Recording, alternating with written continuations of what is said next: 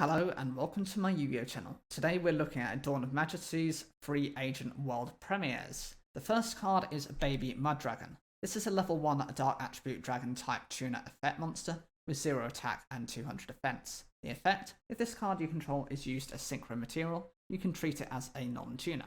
If this card is sent to the graveyard as synchro material, you can declare one type or attribute, then target one synchro monster you control. It becomes the declared type or attribute until the end of this turn. This card is very useful for manipulating your synchro monsters' types and attributes. It's very effective if they themselves are a synchro tuner, because that way you're able to go into some of the highest level synchro monsters. Many of those have very specific types. They might need certain archetypes to them, in which case this still isn't that usable. But in other cases, it's just making alterations to either the type or the attribute, which is sufficient, without having to run things such as DNA surgery or DNA transplant to affect both the type and attribute. It's also a tuner monster that can treat itself as a non-tuner, which I think is quite different. I don't think there are any other examples that can do this. There might be one or two. If you do know, put those in the comments. It's usable from both points of view. If you've got another tuner monster on your field, just treat this as a non-tuner and you can still do that same synchro summon.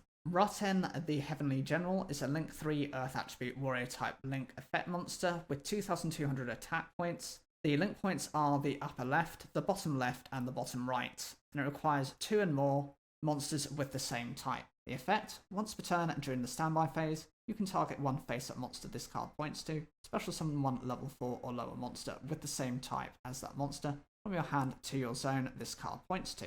At the start of the battle phase, you can target one card your opponent controls, destroy it. You can only use this effect of Raten, the Heavenly General, once per turn.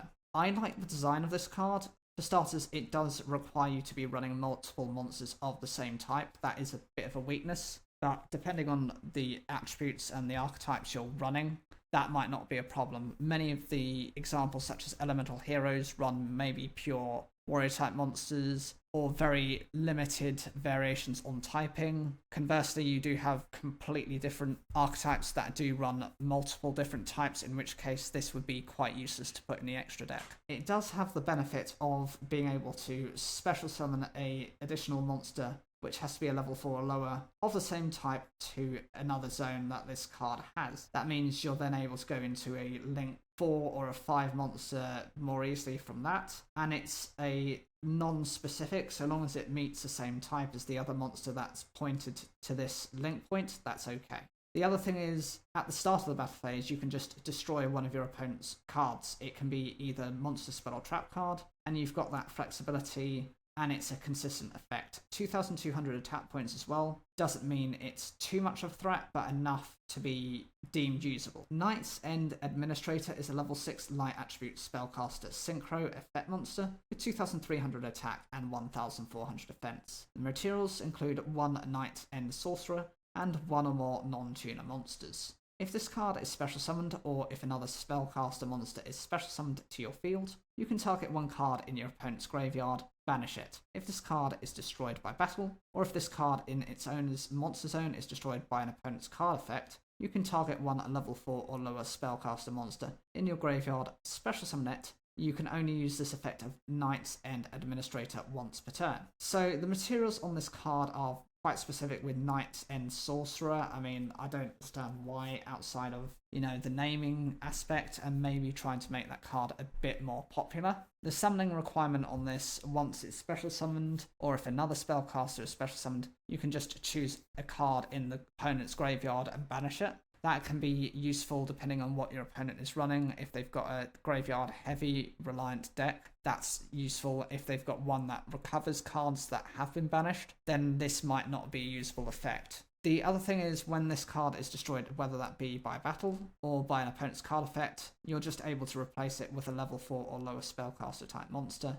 That's fine because that continues to keep some field presence to protect your life points. And here's the material itself: Knight's End Sorcerer. It's a spellcaster tuner monster with 1,300 attack and 400 defense. It's a level 2. The effect is, when this card is special summoned, You can target up to 2 cards in your opponent's graveyard and banish them. I can see how the 2 cards synergize because they're all about banishing your opponent's cards before they actually have the chance to recover them. Pazazul is a level 1 Dark Attribute Fiend type Pendulum effect monster, 500 attack and 500 defense. The scale is 1 and the Pendulum effect. Once per turn, you can target 1 card in your other Pendulum zone. This card's Pendulum scale becomes the level of that Pendulum monster card until the end of this turn. Also, you cannot special summon for the rest of this turn except by Pendulum Summon.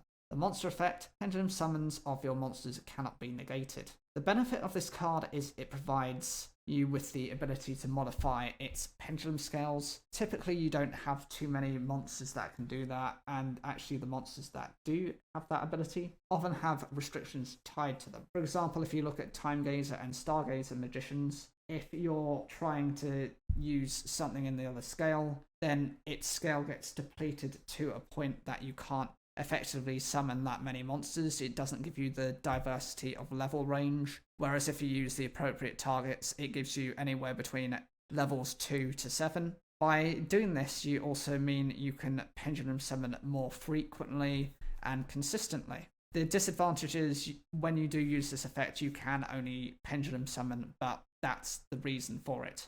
The monster effect is also quite useful because it prevents your monsters from being removed when they're pendulum summoned. They cannot be negated. Useful for when cards such as the Solemns activate their effects, and any entry hazards you have, such as the Bottomless Trap Hole, anything that has that kind of interaction before you even get the chance to summon can be negated.